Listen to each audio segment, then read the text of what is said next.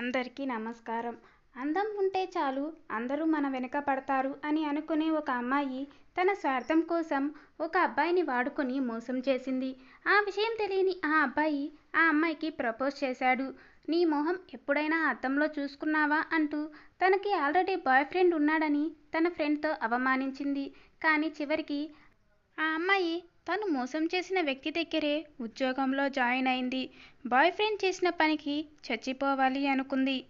మరి తర్వాత ఏం జరిగింది? పార్ట్ 2. ఇక స్టోరీలోకి వెళితే, ఒరేయ్ మన కాలేజ్ మన్మధుడు వస్తున్నాడురా అన్నాడు నందు. వాడు మన జూనియర్ కాదు, ర్యాగింగ్ చేయడానికి మన క్లాస్మేట్ అన్నాడు శ్రీను. అబ్బా మాకు తెలియదు కానీ పోయి పని చూసుకో అన్నాడు నందు.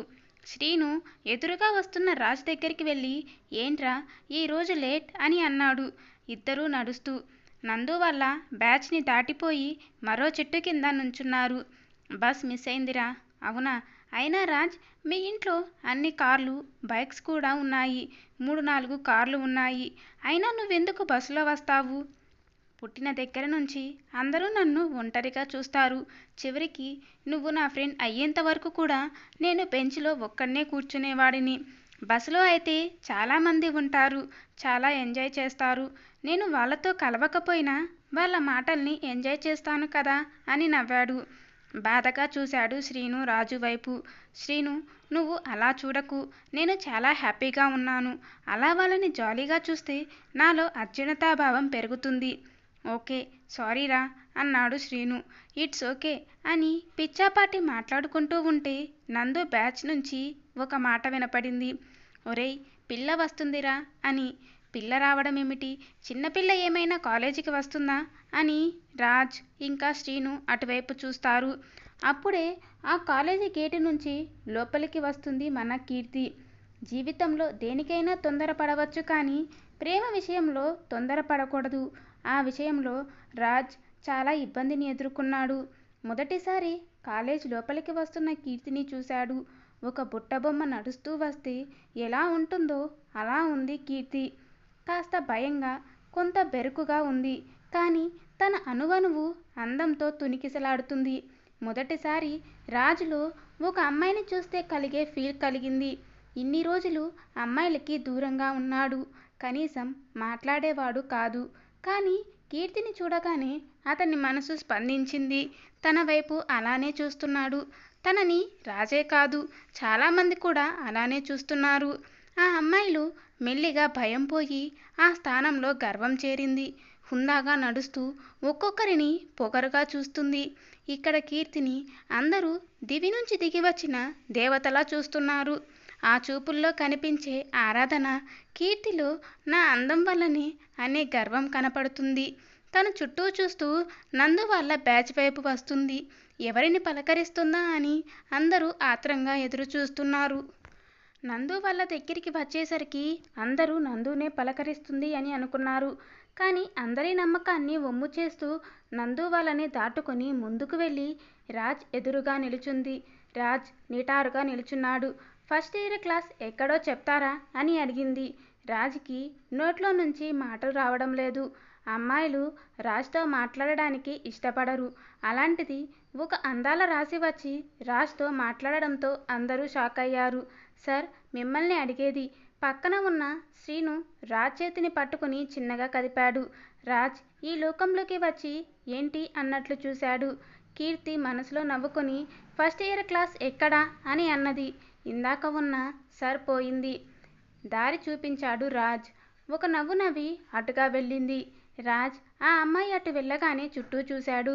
అందరూ రాజు వైపు చూస్తుంటే రాజ్కి సిగ్గు ముంచుకొని వచ్చింది. నవ్వుకుంటూ అక్కడి నుండి వెళ్ళిపోయాడు. అది వాళ్ళ మొదటి పరిచయం. కీర్తిని 2 రోజులు గమనించాడు రాజ్. రోజు తను వచ్చే టైంకి అక్కడే ఉండి తన క్లాస్కి వెళ్ళే వరకు తనని అలానే చూస్తూ ఉండేవాడు. ఎవరి వైపు సరిగ్గా చూడని కీర్తి ఒక్క రాజు వైపు మాత్రం క్లాస్కి వెళ్ళేలోపు ఒక్కసారి అయినా చూసి నవ్వి వెళ్ళేది. 1 వారం నుంచి అలా జరుగుతూనే ఉంది. అందరూ ఈ పిల్లకి ఏమైనా మెంటలా, వాడివైపు చూసి నవ్వుతుంది, పైగా ఎవరిని పట్టించుకోదు అని అనుకున్నారు. అలానే ఒకరోజు కీర్తిని తనకి ఫ్రెండ్ అయిన తనూజ అడిగింది. అమ్మాయిలు అసలు అతనితో మాట్లాడడానికి ఇష్టపడరు. అలాంటిది నువ్వు చూస్తే రోజు తన వైపు కాదు కాదు తన వైపు మాత్రమే చూసి నవ్వుతావు ఎందుకు అన్నది. ఏ అలా అడిగావు? ఏమైంది? అరే నేను అడిగింది నీకు అర్థమైందని నాకు తెలుసు. ఏంటి ఆ అబ్బాయి నీకు నచ్చాడా? లేదంటే అందం తక్కువ ఉన్న అబ్బాయిలు అనుకువగా ఉంటారు అనా అన్నది. ఆ మాటకి కీర్తి ఒక నవ్వు నవ్వింది. తనూజ వింతగా చూసింది. తన వైపు కాదు, తన నవ్వు వైపు. ఆ నవ్వుకు అర్థమేమిటి అని తెలుసుకునే ప్రయత్నం చేస్తూనే మనసులో ఆలోచిస్తుంది. మరీ అంత ఆలోచించకు తనూజ, తల పగిలిపోతుంది. అబ్బా అసలు విషయం ఏమిటి చెప్పు. అసలు విషయం కావాలా? అయితే చెప్తాను. అయితే నాకేంటి? నీకేంటా? హా నాకేంటి? ఏం కావాలేంటి? ఒక మంచి డ్రెస్ కొనివ్వాలి. తనకు ముందు విషయం ఏమిటి అని తెలుసుకోవాలని అని అనుకుని సరే కీర్తి కొంటాను అని అన్నది తనూజ. హా చెప్తాను విను. వీలైతే రాసుకో. అందంగా ఉన్న అమ్మాయిలకి పొగరు చాలా ఎక్కువగా ఉంటుంది. అలానే అబ్బాయిలకి ఇంకా ఎక్కువ ఉంటుంది. అలాగే అందం లేని అమ్మాయిలలో అత్యున్నతాభావం ఎలా ఉంటుందో అలానే అబ్బాయిలకి ఇంకా ఎక్కువ ఉంటుంది. ఇంకా కొందరు ఉంటారు ఈ రాజులా. మన వైపు ఎవరు చూస్తారు, మనతో మాట్లాడటానికి ఎవరు ఇష్టపడరు అని అనుకుంటూ ఉంటారు. అలా మైండ్లో ఫిక్స్ అవుతారు మనకి ఎవరు పడతారు అని. అలాంటి వాళ్ళ వైపు బిలో యావరేజ్ అమ్మాయి చూస్తేనే కోతికి కొబ్బరి చిప్ప దొరికినట్లు సంతోషపడతారు. అలాంటిది నాలాంటి అందమైన అమ్మాయి చిన్న నవ్వు విసిరితే చాలు అలా పడి ఉంటారు. మనకి ఇష్టమైనవి అన్నీ చేస్తారు. ఏం కావాలంటే అది మన కాళ్ళ దగ్గరికి వస్తుంది. ఈ రాజ్ ఒక ఉన్నత కుటుంబం నుంచి వచ్చాడు. నన్ను కార్లలో తిప్పుతాడు. ఖరీదైన వస్తువులు కొనిస్తాడు. తనూజ ఆశ్చర్యంగా కీర్తి వైపు చూస్తుంది. ఇవన్నీ చెప్తుంటే తన కళ్ళల్లో ఒక పిచ్చి ఆనందంతో ప్రేత పిశాచి కనిపిస్తుంది. కీర్తి తనూజ చూపులు ఏం పట్టించుకోకుండా చెప్తుంది. బాగా డబ్బులు ఉన్నవాడు కనుక కొద్ది రోజులు టైంపాస్ చేస్తే మనకి ఖర్చులు వెళ్తాయి. అందుకే వాడికి రోజు ఒక నవ్వు విసురుతున్నా అని అన్నది.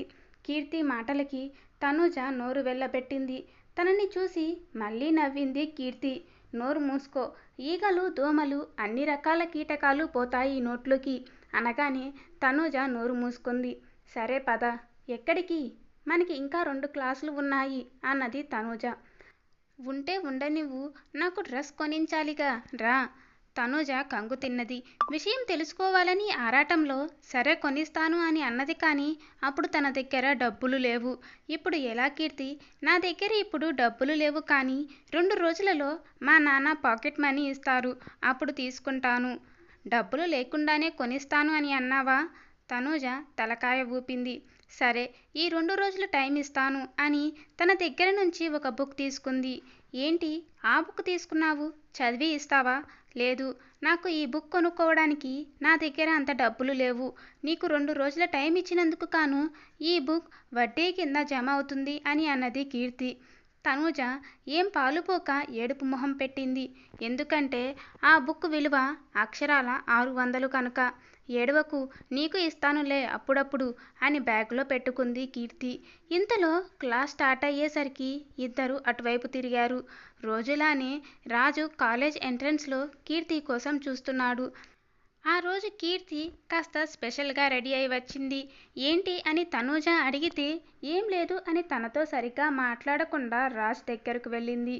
ఏంట్రా రోజు స్మైల్ ఇచ్చే అమ్మాయి ఇలా నీ వైపు దూసుకొస్తుంది అన్నాడు శ్రీ. రాజ్ అదేం పట్టించుకోవడం లేదు. వస్తున్న తన వైపు ప్రేమగా చూస్తున్నాడు. ఆ అమ్మాయి నేరుగా రాజ్ దగ్గరికి వచ్చి హాయ్ అన్నది. రాజ్ నిటారుగా అయ్యాడు. నవ్వుతూ హలో అన్నాడు. ఈరోజు మీకు నేను ట్రీట్ ఇవ్వాలని అనుకుంటున్నాను అన్నది మెల్లిగా నవ్వుతూ. రాజ్ షాక్ అయ్యాడు. ఎందుకు అన్నాడు. ట్రీట్ ఇచ్చేటప్పుడు చెప్తాను రండి అన్నది. పక్కన ఉన్న తనూజ ఇంకా శ్రీను కూడా షాక్ అయ్యి చూస్తున్నారు. రాజు శ్రీను వైపు చూశాడు. వెళదామా అన్నట్లు.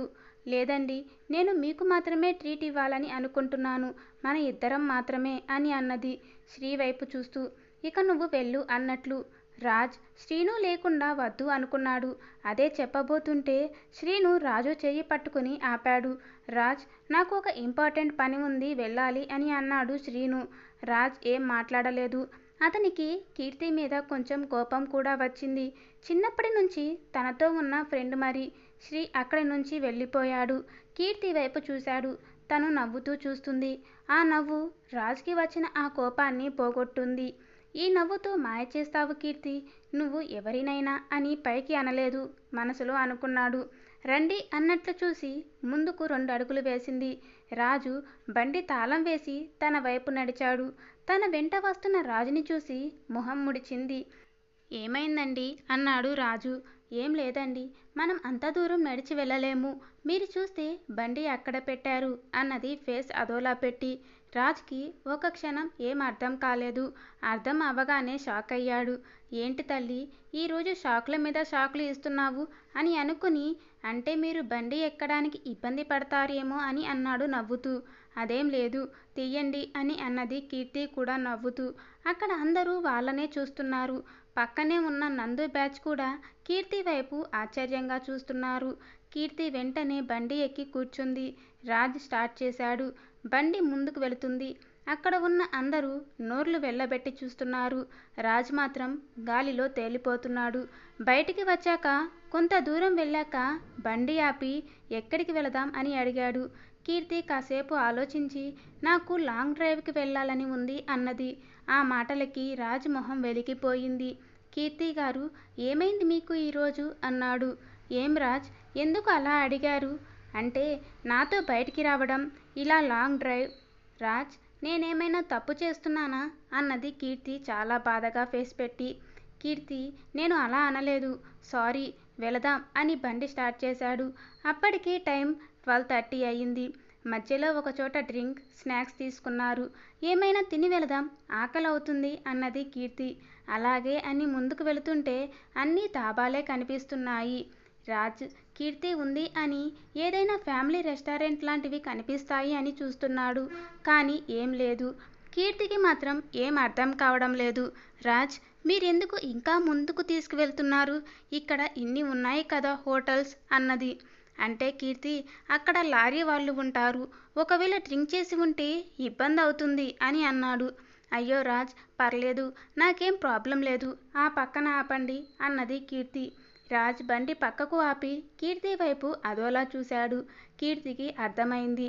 అది రాజ్ బాగా ఆకలిగా ఉంది, ఇంకా ముందుకు వెళ్ళిన హోటల్స్ ఉంటాయి అని లేదు కదా అని అన్నది. రాజ్ ఇంకా ఏం మాట్లాడలేక పదండి అని ముందుకు నడిచాడు. లోపలికి వస్తూనే ముఖానికి ఉన్న చున్నీ తీసింది కీర్తి. ఖాళీగా ఉన్న ఒక టేబుల్ దగ్గరికి వెళ్ళి కూర్చున్నారు ఇద్దరు. చుట్టూ ఉన్న అందరూ వీళ్ళ వైపు చూస్తున్నారు. తన అందం చూసి నోరు వెళ్ళబెట్టిన అందరినీ చూసి కీర్తి మనసులో చాలా సంతోషపడుతుంది. కానీ రాజ్కి ఆ చూపులు చాలా ఇబ్బందిగా ఉన్నాయి. ఏం మాట్లాడకుండా ఆర్డర్ ఇచ్చిన ఫుడ్ తిన్నాడు. కీర్తి చుట్టూ చూస్తూ తింటుంది. ఇద్దరు అక్కడి నుంచి బయలుదేరి మళ్ళీ కాలేజ్ వదిలే టైంకి అక్కడికి వచ్చారు. ఇప్పుడు చెప్పండి, ఈరోజు స్పెషల్ ఏంటి అన్నాడు రాజ్. ఏముంది, ఏం లేదు, మీతో బయటికి వెళ్ళాలి అనిపించింది, అందుకే అలా అని అన్నది నవ్వుతూ. ఆ మాటకి రాజ్కి ఏం మాట్లాడాలో అర్థం కాలేదు. కీర్తి బాయ్ చెప్పి అక్కడి నుండి వెళ్ళిపోయింది. నాతో బయటికి రావాలి అనిపించడం ఏమిటి అని నవ్వుకొని శ్రీను కోసం ఎదురు చూస్తున్నాడు. శ్రీను రాగానే తనని బండి ఎక్కించుకొని ఇంటి వైపుకు వెళ్ళాడు. రాజు శ్రీనుకి కీర్తి ఏం మాట్లాడింది, ఏంటి అని ఆ రోజు జరిగిందంతా చెప్పాడు.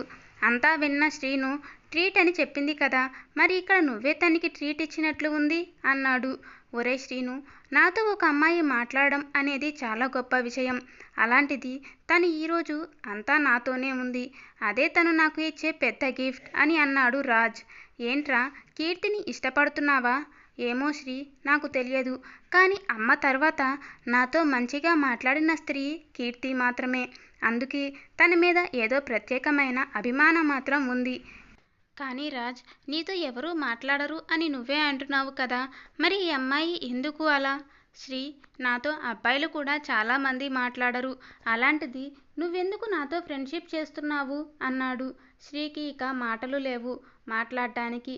కానీ అతనిలో చిన్న బాధ మొదలైంది. చిన్నప్పటి నుంచి కలిసిమెలిసి ఉన్న నన్ను 2 నెలల క్రితం పరిచయమైన అమ్మాయితో పోల్చి చూడడంతో. కానీ పైకి మాత్రం మెల్లిగా నవ్వి, సరే నీ ఇష్టం అని తన ఇల్లు రావడంతో బండి దిగి ఇంట్లోకి వెళ్ళాడు. రాజు మాత్రం అదే ఆనందంతో ఇంటికి దారి పట్టాడు.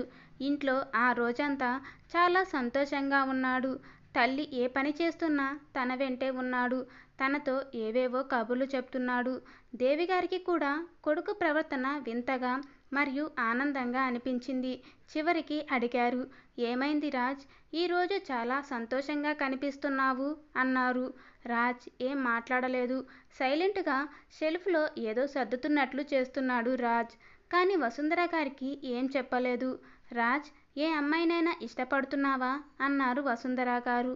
అది అమ్మా, ఇష్టం దాకా వెళ్ళకు, కానీ ఈరోజు ఒక అమ్మాయి నాతో మాట్లాడింది.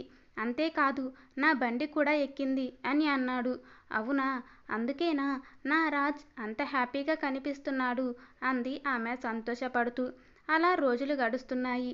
గడిచిన నెల రోజులలో 6 సార్లు కాలేజీ బంకు కొట్టి లాంగ్ డ్రైవ్కి వెళ్ళేవారు రాజ్, కీర్తి. ఒకరోజు కాలేజీలో రాజ్ని షాపింగ్కి రమ్మని పిలిచింది కీర్తి. ఒక్కదాన్ని ఉన్నాను, కొన్ని థింగ్స్ ఉన్నాయి, వస్తారా అని అడిగింది. రాజు కూడా వెళ్ళాడు కీర్తి వెనుకే. మరి తర్వాత ఏం జరిగిందో మనం నెక్స్ట్ పార్ట్లో తెలుసుకుందాం. దానికంటే ముందుగా మీరు నా ఛానల్ను ఫస్ట్ టైం చూస్తున్నట్లయితే please subscribe, like, share and comment. Thank you for watching.